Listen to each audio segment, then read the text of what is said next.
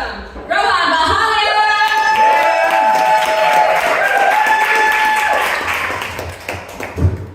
Hey everyone, how's it going? Have we tried to defriend the police? It feels more modern. I'm actually using this set to soft launch my girlfriend. Nice. I don't actually have a girlfriend, I just want to see if my friends in the back would believe me. This part is not a joke, by the way. If you went out on a date with me and are a vegetarian and this is the first set of mine that I sent you, this is me breaking up with you. I'm sorry that I'm too awkward to do it over the phone, but you seem nice. I have a new rule when dating. Whenever I ask a question, I give my answer first to set expectations. Because last time, I asked someone what their guilty pleasure was, and they said chicken McNuggets, which, you're an athlete, I get that, but my answer was the remix to Ignition. And that's a very different kind of guilt. Dating in DC can be pretty lonely. I know some people get depressed by their success rate on the apps, but I try to look at it as a numbers game. The more people I can reject for stupid reasons like spelling, the better I feel about myself. I think the loneliest I ever got was peak pandemic when I lived in Austin. I was so lonely, I got, the worst moment was when I considered sending a dick pic to someone. I thought to myself, I'm a man, this is Texas, I have rights.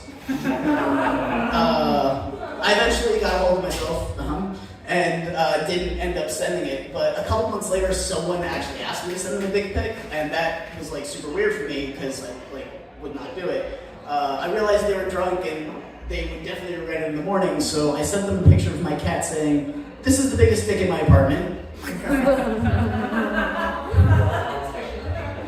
I moved to Texas a few years ago. It's a fun place, but a little weird. It's the type of place where they don't teach climate change in schools, but they drink Dr. Pepper because he has a degree. I wonder how many people have their midlife crisis at 30 and just don't know it yet. Oh shit. Someone thought I was another Indian person at a party recently. They asked me, "Are you Varun?" I said, "No, but I'm Hindu, so maybe later." Has anyone else ever sprinkled drugs around their apartment to get their friends to hang out with them?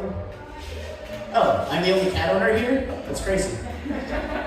Being a cat owner is a lot different than being a dog owner. For example, I just got in a fight with my cat. If you get in a fight with your dog, you're a monster. If you get in a fight with your cat, your friends go, "Oh my god, are you okay? What did he do to you?" So I just went on vacation, just got back from Europe, and it always surprises me how people in Europe are very health conscious, yet so many of them smoke. I just quit smoking too. Thank you. And let me tell you, it's hard stuff. It's a real addiction, nicotine. It'll make you lie like you cheated on your spouse or something. I was meeting a friend who met me who originally met me when I had stopped smoking and then met me again when I was smoking again. And he was like, "I didn't know you smoke." And I, with a lit cigarette in hand, said, "No, I don't." Quitting is super hard. I tried one of those nicotine-free vapes once, and it tasted like I was smoking purple stevia. It's the worst fucking thing ever. My lungs, I'm concerned about lung cancer, not diabetes. I would take the sugar, thank you very much. For some reason, the only way I can actually quit smoking is if I vape to get off the cigarettes, and then smoke cigarettes to get off of the vape. And I have to do this in winter so that I have to make the decision how fucking cold is it outside. I never quit cold turkey, but fall is the absolute worst time of year to quit cold turkey. Friday after Thanksgiving, there's nothing I like more than a cigarette and cold turkey sandwich. It's so hard to resist them. I had quit, as I mentioned earlier, before I moved to Texas, but then someone told me I was doing it wrong because of the barbecue culture. He said, "I gotta smoke them," and then I was even more addicted to cigarette and smoked turkey sandwiches. I always feel awkward when someone returns my Tupperware when I give them food. There's all this ceremony around it.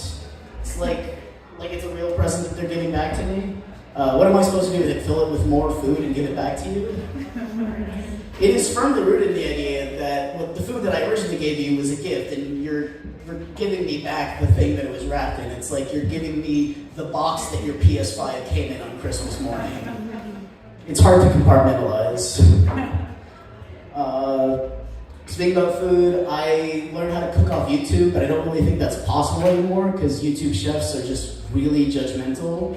I saw this one recipe where they said, you're not living your best life unless you char your scallions. And I thought, I'm stealing LaCroix from work and using it as bong water. If that's not my best life, I don't know what is. Thank you, that's my time.